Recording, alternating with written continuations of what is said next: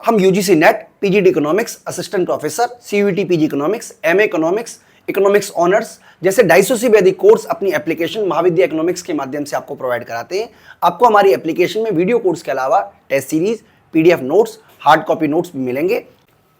नमस्कार दोस्तों, इस वीडियो के साथ हम आपको जो टॉपिक स्टार्ट करा रहे हैं वो है आर्थिक समृद्धि और आर्थिक विकास। तो इस वाली वीडियो में हम दो टॉपिक डिस्कस करेंगे, आर्थिक समृद्धि और आर्थिक विकास में क्या अंतर है, साथ ही साथ वे कौन कौन से कारक हैं जो आर्थिक विकास को प्रभावित करते हैं। तो दोस्तों, अगर आप ये वीडियो YouTube के माध्यम से देख रहे हैं तो आपको आर्थिक विकास और आर्थिक समृद्धि के बीच का जो अंतर है वो हम आपको समझाने वाले हैं डिटेल में।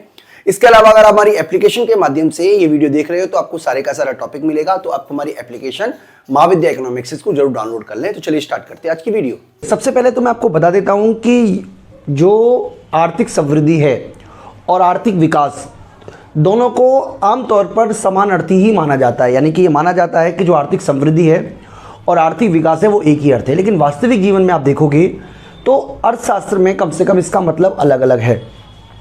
तो हम समझेंगे कि आर्थिक समृद्धि क्या है, फिर हम समझेंगे आर्थिक विकास क्या है, और फिर हम आपको आर्थिक समृद्धि और आर्थिक विकास में अंतर करके बताएंगे। तो सबसे पहले देखिए, बात करते हैं हम आर्थिक समृद्धि की। हम बात करते हैं बच्चों आर्थिक समृद्धि। तो आर्थिक समृद्धि को हम समझें तो आर्थिक समृद्धि क्या है पहले हम एक बार वो समझ लेते हैं बच्चों। देखिए,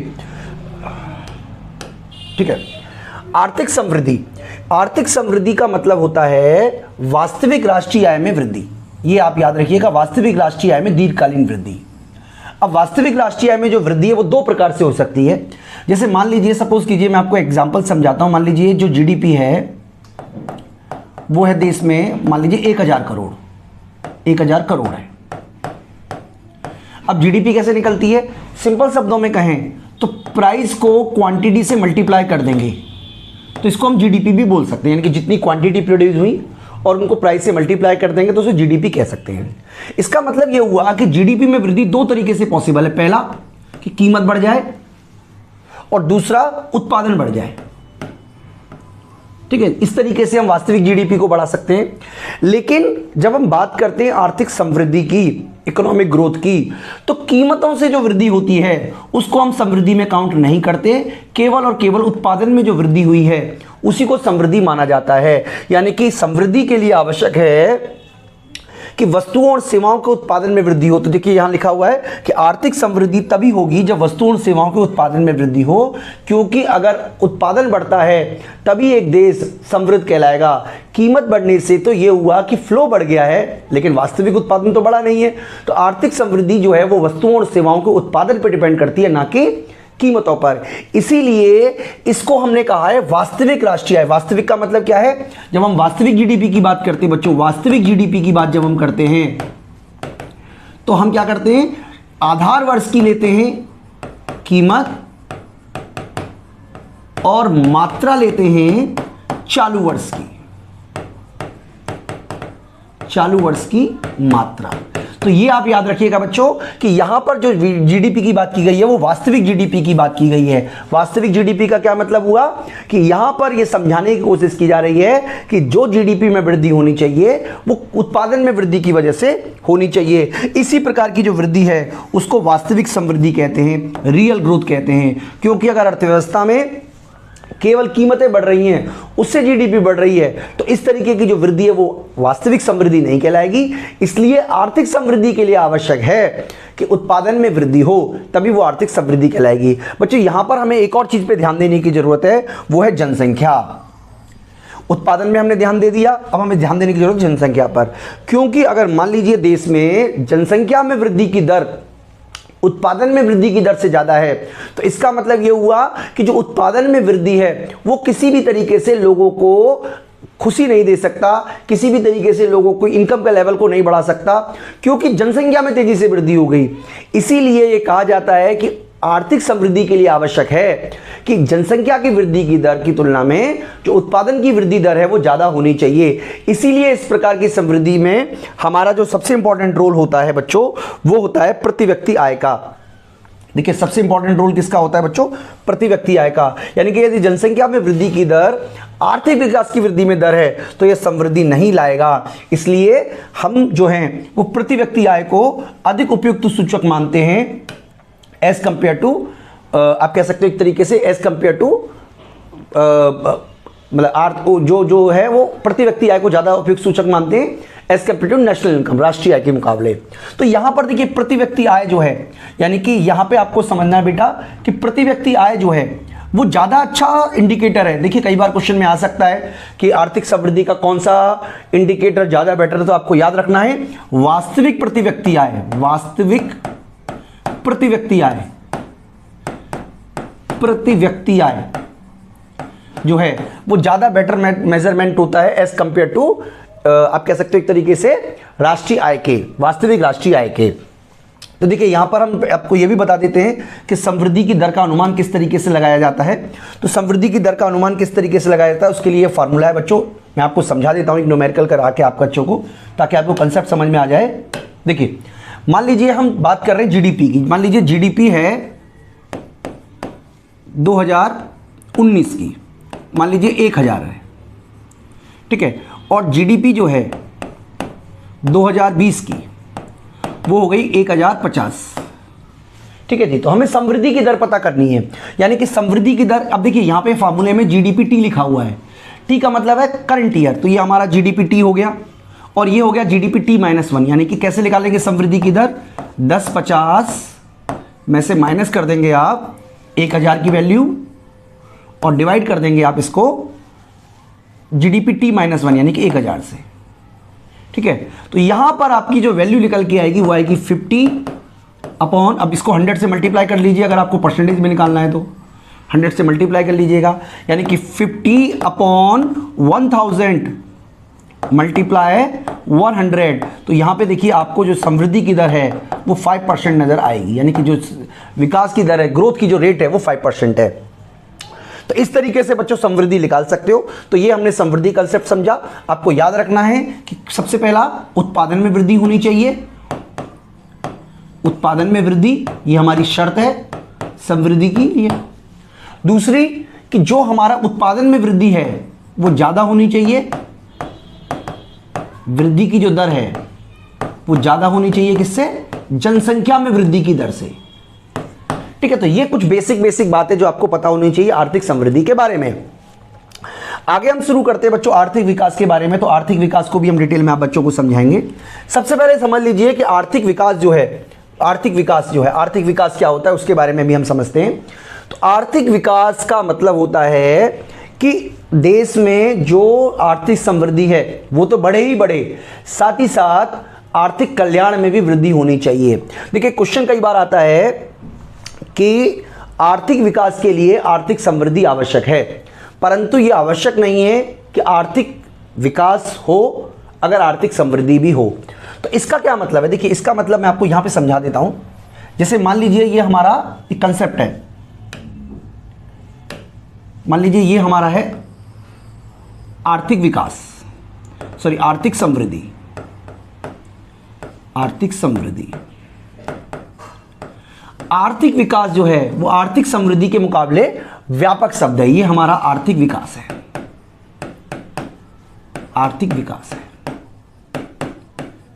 यानी कि आर्थिक विकास के लिए क्या जरूरी है कि उत्पादन में तो वृद्धि हो ही हो, क्योंकि ये जो है ना ये वाला, ये हमारा है दिखा रहा है उत्पादन में वृद्धि को, लेकिन इसके साथ साथ यहां पर आपको प्लस आपके कल्याण में भी वृद्धि होना आवश्यक है। यानी कि अगर कल्याण में वृद्धि नहीं हो रही है तो इस तरीके की जो वृद्धि है वो आर्थिक विकास नहीं कहलाएगा। आर्थिक समृद्धि के साथ साथ कल्याण का भी बढ़ना आर्थिक विकास के लिए बच्चों बहुत ज्यादा आवश्यक है।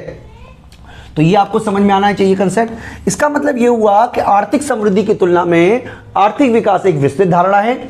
इसके अंतर्गत अर्थव्यवस्था में परिमाणात्मक परिवर्तन को शामिल किया जाता है, परिमाणात्मक परिवर्तन को शामिल किया जाता है और साथ ही साथ गुणात्मक परिवर्तन को भी शामिल किया जाता है। अब देखिए परिमाणात्मक परिवर्तन का मतलब इसको मापा जा सकता है, जैसे राष्ट्रीय आय है, प्रति व्यक्ति आय है, वस्तुओं और सेवाओं के उत्पादन में वृद्धि है। साथ ही साथ गुणात्मक तथ्यों को भी शामिल किया जाता है, जैसे साक्षरता की दर है, स्वास्थ्य सुविधाएं हैं, पर्यावरण संरक्षण है। इसका मतलब इन सभी तथ्यों को भी हम शामिल करते हैं। यानी कि इसके अंतर्गत गुणात्मक तथ्यों के साथ साथ परिमाणात्मक तथ्यों के साथ साथ गुणात्मक तथ्यों को भी शामिल किया जाता है, जिसकी वजह से ये वाली जो समृद्धि है इसको कहते हैं आर्थिक विकास। यानी कि आर्थिक विकास कब कहलाएगा? आर्थिक विकास कब कहलाएगा बच्चों? जब आर्थिक समृद्धि तो हो ही हो, आर्थिक समृद्धि तो हो, बिल्कुल होनी चाहिए आर्थिक समृद्धि, प्लस आर्थिक कल्याण भी होना चाहिए। यानी कि तब जाके ये जो वृद्धि है ये कहलाएगा आर्थिक विकास। यानी कि प्रति व्यक्ति आय में वृद्धि होनी चाहिए, साथ ही साथ कल्याण में भी वृद्धि होनी चाहिए। तो इस तरीके की जो वृद्धि है इसी को हम कहते हैं आर्थिक कल्याण। यानी कि आर्थिक समृद्धि भी इसमें शामिल है, साथ ही साथ आर्थिक कल्याण भी शामिल है। इन दोनों को जोड़ दोगे तो ये कहलाएगा हमारा आर्थिक विकास। क्या कहलाएगा बच्चों? आर्थिक विकास। मैं उम्मीद करता हूं आपको समझ में आ रहा होगा बच्चों। देखिए आगे समझते हैं हम इसको। अब आर्थिक विकास के लिए कुछ शर्तें होना जरूरी है, कुछ चीज़ें हैं, कुछ कंसेप्ट हैं जो आपको समझ में आना चाहिए। सबसे पहला तो यही आपको समझ क्लियर होना चाहिए बच्चों कि पहली जो चीज़ जरूरी है वो है राष्ट्रीय आय में वृद्धि। क्योंकि अगर मान लीजिए देश में राष्ट्रीय आय ही नहीं बढ़ रही है तो कि विकास कैसे होगा? यानी कि वास्तविक राष्ट्रीय आय में वृद्धि, नंबर 1 पॉइंट आप याद रखिएगा। यानी कि वास्तविक राष्ट्रीय आय में वृद्धि का मतलब है कि देश में उत्पादन का स्तर बढ़े, देश में जीडीपी का लेवल बढ़े, और ये जो जीडीपी का लेवल में वृद्धि हुई है वो उत्पादन में वृद्धि की वजह से हुई हो, न कि केवल कीमतों में वृद्धि की वजह से। दूसरा है बच्चों प्रति व्यक्ति आय में वृद्धि। प्रति व्यक्ति आय में वृद्धि क्यों आवश्यक है? यानी कि जनसंख्या की वृद्धि दर उत्पादन में वृद्धि की तुलना में कम होनी चाहिए, तो प्रति व्यक्ति आय में वृद्धि होना जरूरी है। कैसे पता करते हैं बच्चों प्रति व्यक्ति आय? वास्तविक प्रति व्यक्ति आय वास्तविक राष्ट्रीय आय को डिवाइड करती है जनसंख्या से। इसके अलावा बच्चों कल्याण में भी वृद्धि होनी चाहिए। देखिए कल्याण में का मतलब क्या है? लोगों के पास भोजन हो, पहनने के लिए कपड़ा हो, रहने के लिए आवास हो, ये कल्याण है। असमानता में कमी देखने को मिले, लोगों की निर्धनता से जो लोग निर्धनता से नीचे रह रहे हैं वो निर्धनता रहें, लोगों को पॉलिटिकल राइट मिले, लोगों को ह्यूमन राइट्स मिले। यानी कि ओवरऑल जो जीवन की गुणवत्ता है, जो लोगों की क्वालिटी ऑफ लाइफ है उसमें इंप्रूवमेंट होना चाहिए, जिसको क्या बोलते हैं? कल्याण में वृद्धि। इसके अलावा बच्चों एक और चीज जरूरी है, वो उसको हम बोल रहे हैं यहाँ पे। देखिए धारणीय विकास एक धारणीय प्रक्रिया है, परिवर्तन एक धारणीय प्रक्रिया है। मान लीजिए आपने क्या किया? जीडीपी में वृद्धि हुई 2020 में, आपकी मान लीजिए जीडीपी में वृद्धि हुई फिर गिर गई। इसको ऐसी प्रक्रिया को आर्थिक विकास नहीं कहते। आर्थिक विकास जो है वो एक लंबी चलने वाली प्रक्रिया है, लगातार चलने वाली प्रक्रिया है। यानी कि अगर थोड़ी बहुत जीडीपी में वृद्धि होती है तो इसको हम आर्थिक विकास नहीं कहते बच्चों। आर्थिक विकास के लिए आवश्यक है कि ये जो वृद्धि हो ये लंबे समय तक दीर्घकालीन वृद्धि होनी चाहिए। ठीक है, तो ये आपको पॉइंट्स कुछ याद रखने हैं। सबसे पहला हमने आपको बताया वास्तविक राष्ट्रीय आय में वृद्धि होनी चाहिए, दूसरा हमने आपको बताया वास्तविक प्रति व्यक्ति आय में वृद्धि होनी चाहिए, तीसरा हमने आपको बताया कल्याण में वृद्धि होनी चाहिए, और चौथा हम आपको बता रहे हैं परिवर्तन एक धारणीय विकास है। इसके अलावा संरचनात्मक परिवर्तन, संस्थागत परिवर्तन और तकनीकी परिवर्तन भी होते हैं जिस देश में विकास होता है। यानी कि आप देखिए पुराने जमाने में क्या हुआ करता था बच्चों, बहुत सारे लोग खेती में लगते थे, अब लोगों ने खेती को छोड़कर द्वितीय क्षेत्र और सेवा क्षेत्र में आ गए। इस तरीके का परिवर्तन तकनीकी परिवर्तन कहलाता है। विकास में यह तकनीकी परिवर्तन होना आवश्यक है। ठीक है, इसके अलावा बच्चों सॉरी गलत बोला मैंने, ये कहलाता है संरचनात्मक परिवर्तन, ये कहलाता है संरचनात्मक परिवर्तन। ठीक है, मैं दोबारा बोल देता हूं, ये कहलाता है संरचनात्मक परिवर्तन। यानी कि लोग प्राथमिक क्षेत्र को छोड़कर द्वितीय क्षेत्र में जाएंगे, तृतीय क्षेत्र में जाएंगे, इस तरीके का परिवर्तन कहलाता है संरचनात्मक परिवर्तन। तकनीकी परिवर्तन का मतलब है कि लोग जो हैं वो श्रम प्रधान तकनीक को छोड़कर पूंजी प्रधान तकनीक का प्रयोग करना शुरू कर देंगे। इस तरीके की भी बच्चों जरूरी है किसी भी देश के विकास की प्रक्रिया में। यानी कि विकास की प्रक्रिया में ऑटोमेटिकली लोग श्रम प्रधान तकनीक को छोड़कर पूंजी प्रधान तकनीक में आ जाते हैं, कृषि क्षेत्र को छोड़कर औद्योगिक क्षेत्र और सेवा क्षेत्र की तरफ आ जाते हैं। और इसके अलावा बच्चों संस्थागत परिवर्तन भी होना जरूरी है। यानी कि जो भूमिहीन किसान हैं, जो मजदूर हैं, यानी कि जिनके पास भूमि अनुपस्थित है, उनको भूमि मिलनी चाहिए, क्योंकि संपत्ति जो है वो कुछ ही लोगों के हाथों में एकत्रित होकर ना रह जाए। यानी कि आर्थिक विकास जो है वो इस बात पे भी ध्यान देता है कि संपत्ति जो है या आर्थिक विकास की प्रक्रिया में जो लोगों को लाभ मिल रहा है वो निचले तबके को भी मिले, गरीब को भी मिले, सभी को लाभ मिले। तो यहां पे बच्चों हमने देखिए एक अंतर भी कराया हुआ है, आप अंतर भी देख सकते हो। यहां पे हम आपको अंतर करा रहे हैं बच्चों, ये है आर्थिक समृद्धि और आर्थिक विकास में अंतर। तो देखिए पॉइंट वाइज हम आपको बता देते हैं। सबसे पहला पॉइंट जो है उसके हिसाब से सबसे पहला है प्रकृति। देखिए, ये जो आर्थिक समृद्धि है वो उत्पादन में वृद्धि, उत्पादन बढ़ना आवश्यक है आर्थिक समृद्धि के लिए।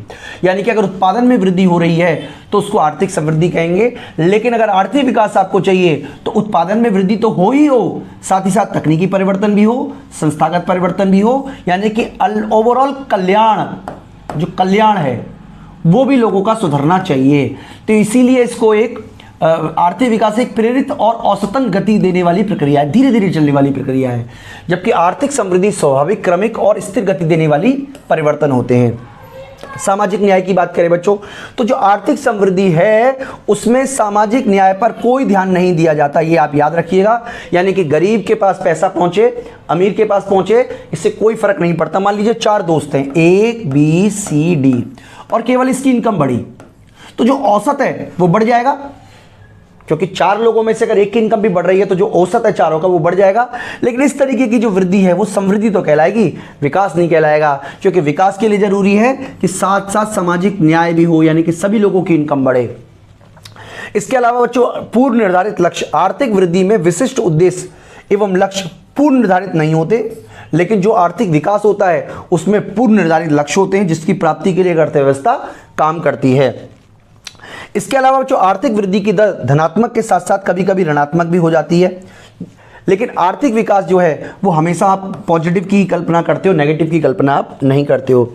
और आर्थिक समृद्धि का जो प्रयोग है वो केवल और केवल विकसित देशों के संदर्भ में किया जाता है, जबकि आर्थिक विकास जो है वो अर्थ विकसित देशों के लिए भी इसका प्रयोग किया जाता है। यानी कि ये हमने बच्चों कुछ पॉइंट्स आपको अंतर के माध्यम से बताया, और इस वीडियो में तो मैं आपको इतना ही करा रहा हूँ। आने वाले वक्त में हम इस टॉपिक को कंटिन्यू करेंगे और आपको समझाएंगे नेक्स्ट वीडियो में कि आखिरकार आर्थिक विकास को कौन कौन से कारक है जो प्रभावित करते हैं और